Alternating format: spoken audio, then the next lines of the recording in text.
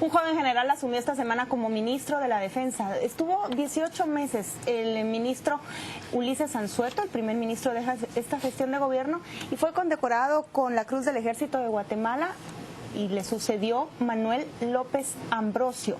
Él recibió, mejor dicho, este cargo esta semana. El presidente de la República ya lo había anunciado antes de que iba a ser esa transición en un momento en que se tenía la sospecha, aunque finalmente no se concretó, de que iba a permanecer en su puesto el general Ulises Anzueto, a pesar de que su promoción, la 93, ya había sido, Pedro me corregirá en este término, jubilada, no es esa la palabra, estoy segura. El punto es que tenemos nuevo ministro de la Defensa. ¿Qué piensan mis compañeros? ¿Qué discuten en un minuto? Pues que realmente pasaron a la situación de retiro. Pero bueno, eso no es lo importante. Bien, yo creo que es un procedimiento estándar cuando una promoción se jubila, que lo sabe 30 años antes, porque solo puede estar un tiempo entre 30 y 32, según los empleos, pues se va y viene otro, y este señor, el nuevo ministro de Defensa, pues es un hombre que parece que tiene un alto ascendiente en las Fuerzas Armadas y está considerado como un militar tipo, vamos a decirlo, no político, sino pues educado en la milicia. A mí, yo diría que el señor Anzueto tuvo una gestión complicada, empañada por asuntos como lo de Totonicapán, básicamente, y a ver cómo le va al señor López Ambrosio, porque ese tipo de problemas no se van a terminar en el país y se ha echado en manos del ejército para resolverlo, y supongo que se seguirá. Yo lo que noto es que últimamente, desde hace mucho tiempo, solo prestamos atención a la institución, a las Fuerzas Armadas, al Ejército, cuando hay un relevo, un ascenso, cuando hay problemas como los de Totonicapán, pero después de eso, poca atención le prestamos. ¿Y qué atención creen ustedes que les merece esta denuncia que presentó la bancada de Encuentro por Guatemala, 3 diputados específicamente, ante un juez de lo contencioso administrativo por el contrato de usufructo que se le dio a la empresa portuaria Quetzal? Ellos están pidiendo que se declare lesivo. Irrisorios califican las ganancias que va a aportar esta empresa por la administración de contenedores en la terminal de Escuintla, y tiene 30 días ese juzgado para decidir si esa denuncia sigue su curso hasta llegar al objetivo de los diputados, que sea declarado lesivo. Tarde. Yo aquí tengo 3 argumentos jurídicos que los he buscado, aunque yo no soy jurista. Uno, que la única que puede promover este tipo de acciones lesivas contra el Estado es la Procuraduría General de la Nación, que ya se pronunció al respecto, bien que mal. 2, que no ha lugar el contencioso administrativo porque no se dan los factores que, hasta donde yo he leído, la ley determina.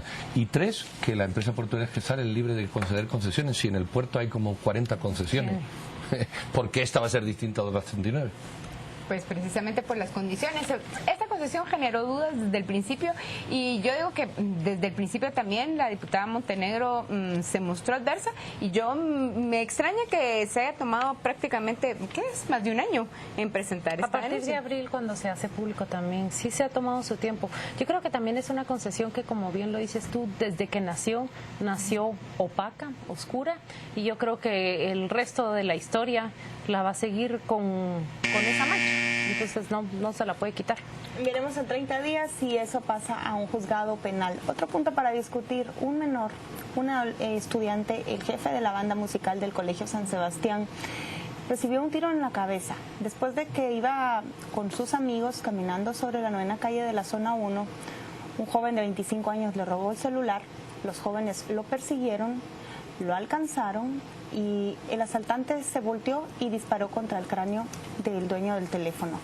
Se debatía entre la vida y la muerte este día, en medio de una indignación de la sociedad por esa absurda situación en la que por un teléfono un adolescente tiene que pelear por su vida. Yo quisiera tomar la palabra acá y decir que me identifico plenamente con esa familia. Mi familia sufrió una situación similar y hasta el día de hoy nos sigue afectando. Aparentemente vemos que es un disparo que hiere a alguien, pero las consecuencias siguen y perduran. La herida de este muchacho es en el cráneo y puedo imaginar las consecuencias que va a sufrir. Y da tristeza que sea por un celular. Este aparatito se ha convertido en una codicia que lleva precisamente a la muerte. Estos casos no son resueltos y les puedo decir algo desde la perspectiva, desde la otra perspectiva. No interesa que sean resueltos. En el momento en que las familias viven esto, lo que interesa es que el pariente sobreviva y ya la justicia vendrá mucho después. Así que es una opinión muy subjetiva, muy personal, pero me solidarizo con esa familia. Bueno, como han parado el cronómetro mientras Claudio hablaba, tenemos más tiempo. El tema es por qué a los que portan armas sin licencia no los meten directamente en prisión. ¿Por qué se sigue cuestionando eso? ¿Por qué? Eso es un debate actual todavía. La nueva ley no cambió nada. ¿Por qué? ¿Por qué los diputados no necesitan llevar licencia de portación de armas? Un arma legal, ¿verdad? Bueno, razón de más. Este tipo lo han podido ver y no pasa nada. Bueno, a mí me parece, también al asaltante lo agarró una turba y prácticamente él está en el mismo hospital que el joven que fue asaltado. Exactamente. Porque lo vapulearon. Porque lo vapulearon. Y sí, yo eso es lo que, o sea, por un lado para la familia estar ahí, y están los dos jóvenes de dos realidades muy diferentes. Sí, que llegan a las mismas circunstancias y sala de emergencias por circunstancias pero uno completamente voluntariamente distintas. y otro forzadamente. Miren, para presentarles el siguiente punto voy a dar un poco mi opinión, porque a mí me indigna tanto que un joven le disparen en la cabeza por un celular, como que un niñito se muera sin haber cumplido ni siquiera un año de vida de hambre. 52 niños han muerto por lo menos este año en el país por desnutrición crónica. Y hay un debate sobre si esas son las cifras o si son 155 según el PDH o 52 según la Secretaría de Seguridad Alimentaria. El punto es que mueren niños. Y en ese conflicto de decidir las cifras oficiales, esta semana se conoció que en las bodegas de Indeca hay por lo menos 3.000 toneladas de alimentos, sacos de alimentos que deberían haber sido ya entregados para paliar la desnutrición aguda, estacionaria, provocada por la escasez de granos mientras viene la siguiente cosecha. A mí me gustaría pedir al equipo de producción si se puede actuar, estamos en vivo y esto es sobre la marcha, pero ¿cómo queda comparar la imagen de esas toneladas y esas filas de comida frente a la imagen de esos niños que, como tú dices, mueren de desnutrición o padecen de desnutrición crónica? ¿Cómo queda? A ver si así duele y cala un poco en esa burocracia tan indiferente tener esos volcanes de comida por un lado y luego tener al otro lado, o sea, las dos imágenes contrapuestas de esos niños que están esperando no que llegue la comida, sino que esa gente deje de ser indiferente. Mira, el ministro, yo leí una declaración, no, son 270 sacos que caducan ahora en julio. La pregunta es que como no hay rentabilidad, es que esto es lo que no entendemos.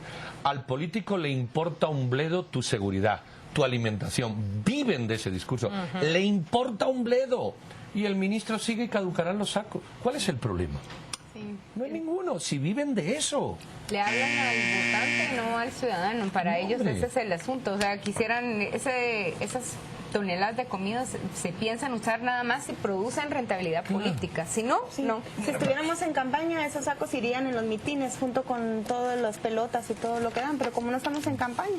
Miren, este otro punto y este otro tema de esta semana, fuera de Guatemala, pero tiene que ver con este país, porque la captura del Z40 sacó a luz y confirmó las sospechas que se tenían de que este líder de los Zetas estuvo en Guatemala organizando aquí a los miembros de los Zetas, a Zetitas, que cometieron también algunas barbaries. No está claro, pero posiblemente esa matanza de campesinos en Petén, donde fueron decapitados más de 20 personas, podría estar ligada a la estructura que ese señor Miguel Ángel Treviño vino a organizar acá. Ahora está preso y ya se habla de que Omar, su hermano, el Z42, imagínense ya por dónde van, sería el que asumiría la cabeza de esa organización. Yo quiero decir una cosa con este señor. Cuando fue capturado, inmediatamente dijo que por favor necesitaba protección porque lo podían torturar. No. Sí, a mí es un descaro que yo ni lo puedo describir. Esa gente es la que roba migrantes. Sí, la que los peda, los hace cemento para que no los así es, pero pobrecita, por favor, me van a torturar. ¿Y alguna organización de derechos humanos lo protegerá? Terrible, porque tiene su caso, entiendo yo, en una corte de Texas y se han publicado ya algunos de los delitos que ha cometido, y entre la lista se encuentra, oigan ustedes, el uso de menores para transporte de drogas. ¿Puede existir un crimen mayor? Sí. Por supuesto que lo existe, y más crueles, pero creo que ese es un delito que tiene consecuencias y agravantes mucho más serias que el resto que acumula en su lista. Luego llegará a pedir sus derechos. Habrá Algo quien se bueno lo hay de la reconozca. captura del Z40, y es que por lo menos los migrantes tienen un respiro, lo planteaban así, porque vieron que liberaron a un grupo de migrantes. No es casualidad, porque justo cuando cae este señor capturado, la estructura se desestabiliza, y mientras se reorganiza, estos secuestrados, que no eran los primeros, recuerdan en el 2010 que hubo 75, son los mismos miembros de esa organización los que Pero estos hay tenían que cautivos. rehabilitarlo, el sistema penitenciario lo tiene que rehabilitar. Para eso están las prisiones, para rehabilitar. Vamos a Imaginan hablar a Pedro, ahora- el director del sistema penitenciario. Vamos a hablar de Se arreglaría prisiones. en una semana. Vamos a hablar de prisiones, de ahogados. capturados, pero vamos a presentar la lista que queremos proponer hoy de ganadores y perdedores. Empecemos con quienes consideramos que merecen una medalla en